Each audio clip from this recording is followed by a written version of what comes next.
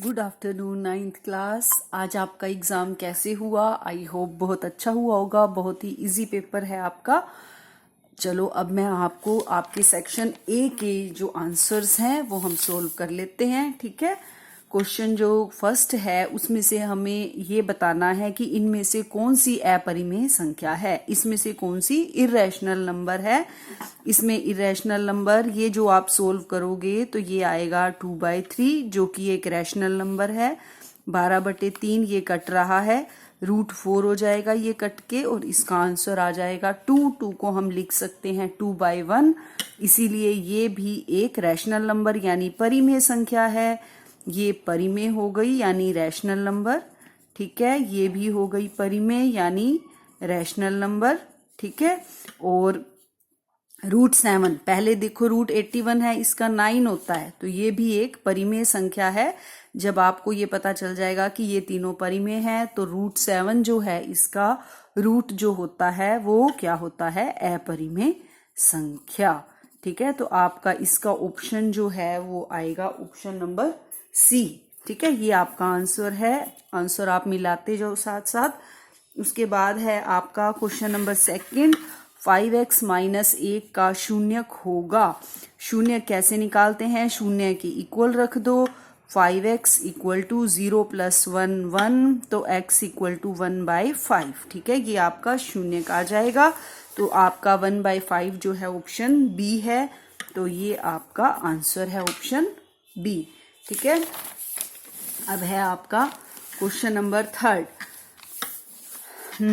इसमें हमने x³ का गुणांक बताना है। गुणांक का मतलब होता है जो उसके साथ गुना हो रहा हो।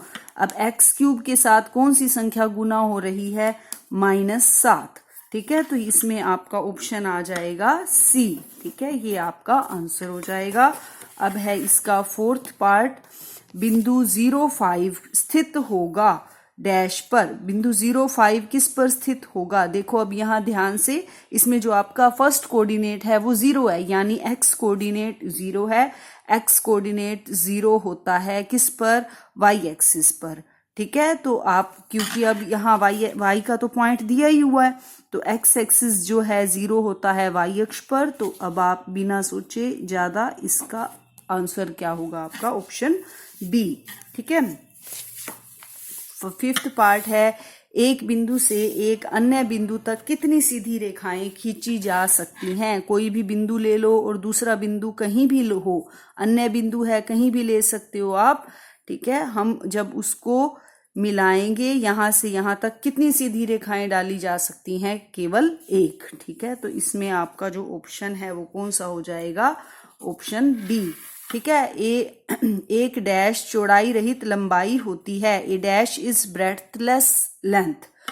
लंबाई किसकी होती है? बिंदु की होती है, वर्ग की होती है, आयत की होती है या रेखा की होती है, लेकिन उसकी चौड़ाई नहीं होनी चाहिए। चौड़ाई रहित, ब्रेडथलेस मीन्स जिसकी चौड़ाई नहीं है। आयत और वर्ग की तो चौड़ाई होगी। ठीक है ना, तो क्या होती है? रेखा ही होती है जो क्या होती है? लंबी तो होती है लेकिन उसकी कोई भी चौड़ाई नहीं होती। तो इसमें आपका ऑप्शन क्या आ जाएगा? डी। ठीक है, डी ऑप्शन है। ए लाइन इज ब्रेडथलेस लेंथ। ठीक है, अब क्वेश्चन नंबर जो इसका 7th पार्ट है, 7th पार्ट में निम्नलिखित में से किस में प्रमाण की आवश्यकता होती है? Which of the following needs a proof. Proof की आवश्यकता किस में होती है? थ्योरम में, यानी इसका ऑप्शन आएगा प्रमेय। सी ऑप्शन इसका आंसर हो जाएगा। ठीक है, 8th में अर्धवृत्त में बना प्रत्येक कोण डैश होता है। अर्धवृत्त में बना प्रत्येक कोण समकोण होता है। आपको बताया हुआ है कि जब हम ये डायमीटर लगाते हैं तो यहाँ पर आपका डायमीटर जब ऐसे एंगल बनाता है तो ये वाला कोण क्या होता है? समकोण होता है, यानी 90 डिग्री का होता है। तो ये वाला ऑप्शन आ जाएगा आपका बी। ठीक है, एक ही आधार और एक ही समांतर रेखाओं के बीच स्थित दो समांतर चतुर्भुजों के क्षेत्रफलों का अनुपात होगा। जब एक ही आधार होता है, ठीक है, किसमें? दो समांतर चतुर्भुज हैं और उनका आधार एक ही है। ठीक है, और समांतर रेखाएं भी सेम हैं उनकी, जैसे ये है। ठीक है, ये एक चतुर्भुज हो गई। ठीक है, ये मैंने अब दूसरी ड्रा कर ली चतुर्भुज इसी के बीच में, और इनका आधार जो है ऐसे कर लो ड्रा, ऐसे कर लो आप, ठीक है। इस टाइप से जो भी हमारी समांतर चतुर्भुज बनेगी, इसको आगे देख लेना आप। तो अब इनका आधार सेम है, ठीक है। जब भी दो समांतर चतुर्भुजों का आधार सेम होता है और वो दो समांतर रेखाओं के बीच होते हैं सेम, ठीक है, तो उनका जो क्षेत्रफल का अनुपात होता है वो कितना होता है, 1:1, ठीक है। इसमें आपका ऑप्शन क्या आ जाएगा, ऑप्शन बी, ठीक है। Two parallelograms are on equal base and between the same parallels the ratio of their area is 1:1, ठीक है। 10th है शंकु के आयतन का सूत्र। शंकु के आयतन का सूत्र क्या होता है, सबको पता ही है, 1/3 pi r square h. Option D is the answer. 10th का आपका ऑप्शन है volume of cone 1/3 pi r square h, ठीक है। एक्स अक्ष पर y का मान डैश होता है, बहुत ही इजी है। एक्स अक्ष पर y क्या होता है, 0 होता है, ठीक है। एक्स एक्सिस है ये, ठीक है, ये y एक्सिस है।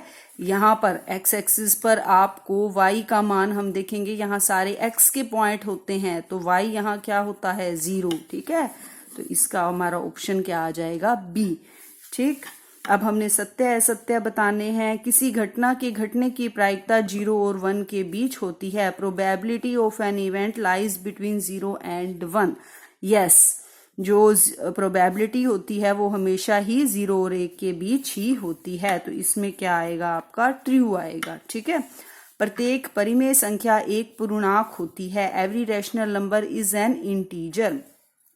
परिमेय संख्याएं क्या होती हैं, p/q की फॉर्म की होती हैं, है ना। 2/3, 4/5 इस टाइप की होती हैं, ठीक है। तो जो कटेंगी नहीं तो वो पॉइंट्स में आ जाएंगी, वो इंटीजर्स में नहीं आती, ठीक है। इसीलिए रैशनल नंबर हमेशा इंटीजर नहीं होते। अगर इंटीजर की बात करते तो इंटीजर तो हमेशा ही रैशनल नंबर होते हैं, लेकिन रैशनल नंबर हमेशा ही इंटीजर नहीं होते, ठीक है, क्योंकि आपको पता है इंटीजर्स में पॉइंट्स वाले नंबर नहीं आते, इसीलिए ये हमारा क्या है, असत्य, ठीक है। एक शांत रेखा को अनिश्चित रूप से बढ़ाया जा सकता है। एक शांत रेखा को, terminated line can be produced indefinitely. शांत रेखा क्या होती है, लाइन सेगमेंट, है ना, जिसके दो एंड पॉइंट्स हों, ठीक है। तो यूक्लिड के हिसाब से इसको हम दोनों तरफ से बढ़ा सकते हैं, ये ट्रू है, ठीक है। तो ये क्या हो जाएगा, सत्य, ठीक है। 14 और इसका जो 15 है, एक वृत्त में समान लंबाई की परिमित जीवाएं होती हैं। A circle has only finite numbers of equal codes. देखो बेटा, ये हमारा सर्कल है, ठीक है। इसमें समान लंबाई की क्या परिमित जीवाएं हो सकती हैं, जो कोड्स होती हैं, यानी जो जीवाएं होती हैं। ये देखो ऐसे जीवाएं, अब ये और ये इक्वल है, मैं इधर डालूं, ऐसे बहुत सारी इक्वल हो सकती हैं ना, इधर इक्वल हो सकती हैं। तो इसमें क्या हो, हम कहेंगे कि ये जो है असत्य है, क्योंकि वृत्त में समान लंबाई की अपरिमित जीवाएं होती हैं, इनफाइनाइट नंबर्स ऑफ। अगर ये होता तो सत्य था, लेकिन अब ये क्या है, असत्य है ये, ठीक है। और 16 जो है, त्रिभुज की एक मध्यिका उसे बराबर क्षेत्रफलों वाले दो त्रिभुजों में विभाजित करती है। ए मीडियन ऑफ ए ट्राइएंगल, कोई भी अगर हम ट्राइएंगल लेते हैं, ठीक है, उसकी किसी भी साइड के मिड पॉइंट से अगर मैं मीडियन ड्रा करती हूं, तो क्या वो मीडियन उस ट्राइएंगल को दो पार्ट्स में डिवाइड तो कर रही है, क्या वो उनके एरियाज भी इक्वल होते हैं, क्या इसका एरिया और इसका एरिया इक्वल होता है, हाँ, ये थ्योरम की हुई है हमने। A median of a triangle divide it into two triangle of equal areas. त्रिभुज की एक मध्यिका उसे बराबर क्षेत्रफलों वाले दो त्रिभुजों में विभाजित करती है। ये आपका सत्य है, ठीक है। ये हमारे हो गए पार्ट ए के। एक बार दोबारा से आपको रिपीट करवा देती हूँ। फर्स्ट का जो है वो आपका आएगा, फर्स्ट का है आपका ऑप्शन सी, फर्स्ट का ऑप्शन आएगा आपका सी, ठीक है। सेकंड का ऑप्शन आएगा आपका बी, और थर्ड का ऑप्शन आएगा सी, ठीक है। -7 इनके भी लिख देती हूँ आपके, ये √7 आएगा इसका आएगा 1/5, ठीक है। और आपका 4th का आएगा b y अक्ष, ठीक है। और 5th का आएगा आपका b यानी कि 1, ठीक है। और 6th का आएगा d यानी कि रेखा, और 7th का आएगा आपका प्रमेय यानी कि थ्योरम, सी ऑप्शन है ये, ठीक है। और 8th का आएगा बी ऑप्शन, समकोण, राइट एंगल, ठीक है। और 9th का आएगा 1:1 रेशो, और ये है हमारा ऑप्शन बी, ठीक है। और 10th का आएगा हमारा 1/3 पाई r² h, ऑप्शन है डी। और